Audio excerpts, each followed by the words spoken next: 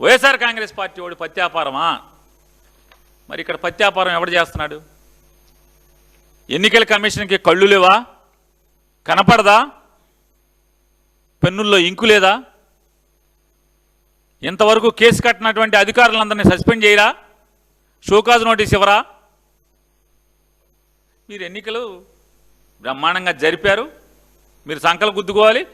రాష్ట్రంలో ఉన్నటువంటి ప్రజలందరూ కూడా ఆహా ఓహో భలే జరిపారు ఎలక్షన్లు అని చెప్పని మీరు ప్రజాస్వామ్యాన్ని బతికిచ్చారా?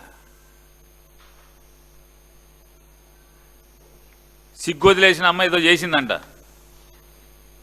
సిగ్గు శరం ఏమైనా ఉందా అని అడుగుతున్నాను.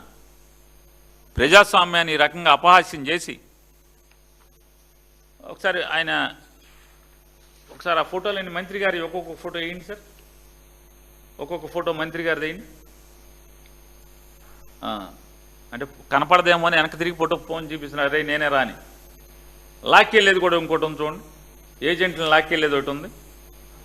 మంత్రి గారు సైడ్కి పెడతాడు తలకాయ. మంత్రి గారు సైడ్కి తలకాయ పెట్టి ఆ ఏజెంట్ని లాక్కెళ్తున్నారు, పోలింగ్ ఏజెంట్ని, చిన్న కొత్తపల్లిలో చూడండి.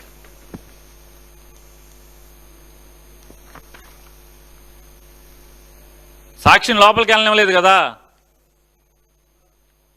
మాయ కాదు, మీరిచ్చినయే, మీ వాళ్ళు ఇచ్చినయే.